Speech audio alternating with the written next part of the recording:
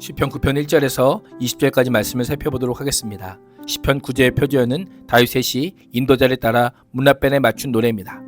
시인은 원수로부터 구원해 주신 여호와 하나님을 향해 감사하며 가장 높으신 주의 이름을 찬양하겠다라고 고백합니다. 공의의 심판자이신 하나님을 향한 신앙 고백에 이어 속히 악인을 심판해 주시기를 간구합니다.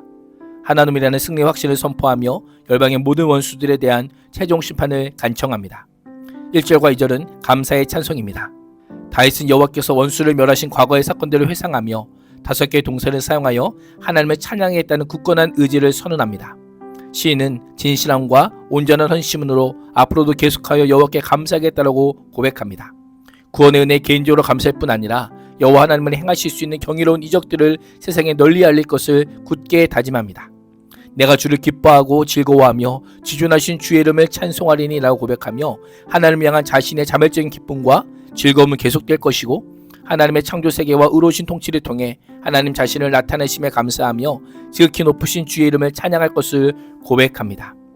인간은 영이신 하나님을 눈으로 볼 수 없지만 하나님께서 창조하신 피조세계를 통해 하나님의 자존하심과 전능하심을 알 수 있습니다.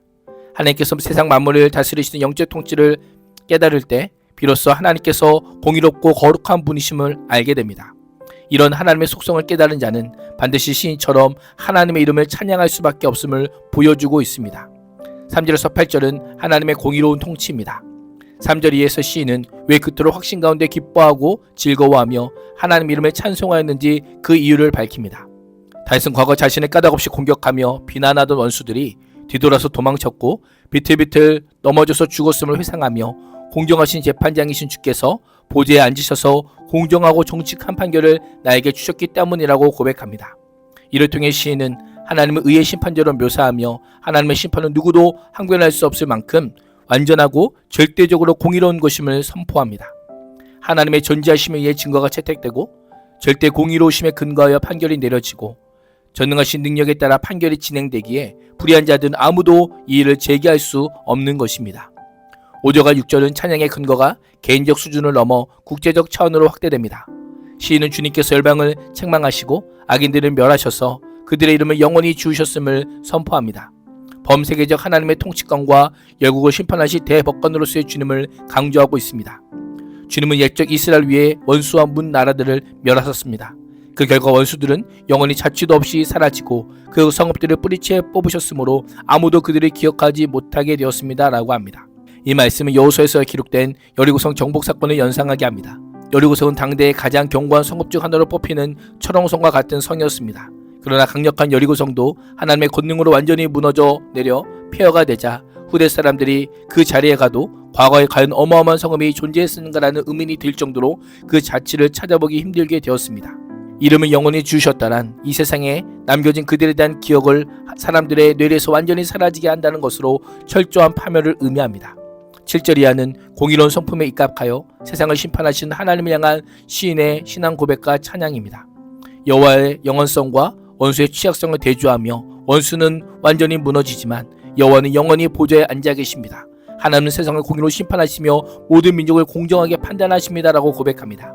이를 통해 하나님을 신뢰하며 그렇게 살아가는 자들은 부유한 세상에서 억울한 일을 당할 수는 있지만 그로 인해 절망하거나 낙담하지 않고 오히려 하나님께서 베푸실 의로운 심판과 신원의 역사를 대망하여 그 큰 소망으로 살아가야 함을 알려주고 있습니다.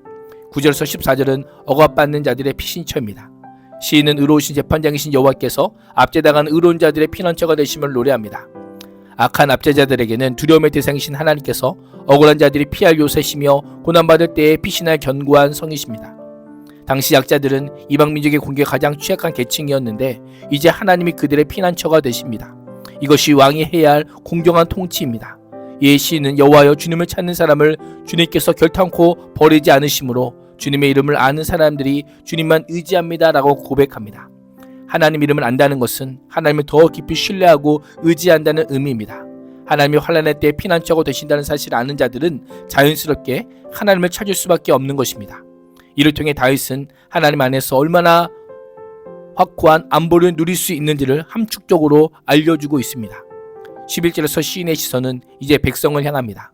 여호와 하나님의 공의로운 심판에 근거하여 백성들에게 시온에서 친히 다스리시는 하나님을 찬양하며 그분의 의로운 행사를 만민에게 알릴 것을 촉구합니다. 하나님께서 구원을 베푸시는 목적은 구원받은 자들로 하여금 하나님의 은혜의 영광에 참미케 하기 위함입니다. 시온은 하나님이 임재하시는 곳이기에 시온의 백성은 여호와를 찬송해야 합니다.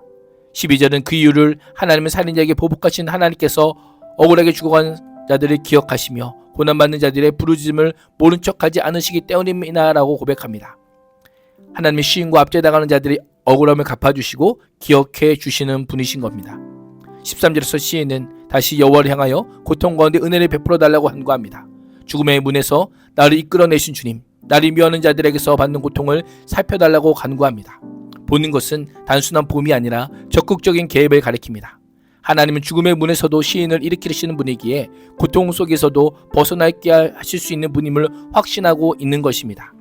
공의의 심판지 대신 하나님을 향한 구원의 간구가 이루어진다면 주님께서 찬양받으실 모든 일을 내가 전하겠다라고 합니다. 딸 같은 시온 문에서 주의 구원을 기뻐하리다 라고 합니다. 시인은 사망의 문과 시온의 문을 대조하면서 죽음에서 생명으로 건지신 하나님의 구원을 분명하게 강조하며 기뻐합니다. 15절에서 20절은 악인들과 이방인들의 자멸입니다. 자신의 간구가 응답될 것이라는 확신을 가진 시인은 공의의 심판자 하나님을 인한 승리의 확신을 선포합니다. 악인들과 이방 나라들이 자기가 판 함정에 스스로 빠지고 자기가 몰래 쳐놓은 덫에 자기 밭이 먼저 걸리기를 바랍니다. 웅덩이와 그물은 모두 짐승을 잡기 위해 사냥꾼들이 만든 함정으로 시인은 열방이 자기들이 만든 함정에 스스로 빠진 것을 여호와의 심판 때문이라고 믿습니다. 이것이 하나님의 통치 원리이자 창조 세계의 깃든 창조 질서입니다. 17절 이하에서 시인은 악인들과 하나님을 잊은 열방의 최종적인 심판과 멸망을 간청합니다. 악인들이 갈 곳은 수올, 하나님의 거역할 문나라들이 갈 곳도 그것뿐이다 라고 합니다. 수올은 어두운 땅이며 죽은 자들의 세계입니다. 반대로 시인은 가난한 사람이 끝까지 잊혀지는 일은 없으며 억눌린 자의 꿈도 결코 헛되지 않을 것이다 라고 합니다. 고통 가운데 있더라도 하나님이 주실 구원을 기대하며 의지하는 한 그들에게 희망이 있으며 하나님의 돌보심을 받게 될 것임을 알려주고 있습니다. 19절에서 시인은 여호와 이름을 부르며 적극적으로 기도합니다. 여호와여 일어나사 사람이 주님께 맞서지 못하게 하십시오. 주님께서 저 이방 나라들을 심판하십시오라고 간청합니다. 인생이 승리한 것처럼 보이는 상황을 그대로 두지 말아주시고 정의가 왜곡되어 있는 이 세상에서 하나님의 정의를 지금 당장 보여달라고 애원하는 것입니다. 다윗이 하나님의 일어섬을 구한 것은 의로우신 하나님께서 일어서실 때에 부조리한 현실들이 하나님의 공의로우심 앞에서 모두 끝날 것을 확신하기 때문입니다. 시인은 마지막으로 착취와 억압으로 고난당하는 자들을 하나님이 구원하시는 것을 보고 열방이 두려워 떨기를 간구합니다. 다윗은 영원하신 하나님 앞에서 인간은 죽을 수밖에 없는 존재임을 알게 되라는 것으로 기도를 마무리하고 있습니다. 오늘도 하나님만의 공의로운 심판자가 되심을 굳게 믿음으로 악한 세상에서 죄악을 이기는 믿음의 사람이 되시기를 주님의 이름으로 축복합니다. 기도하겠습니다. 공의로우신 하나님, 억울함과 고난 가운데서도 오직 주님만 우리의 피난처로 삼게 하시고 공의로우신 하나님을 신뢰하며 끝까지 믿음으로 살아가게 하여 주옵소서. 예수님의 이름으로 기도합니다. 아멘.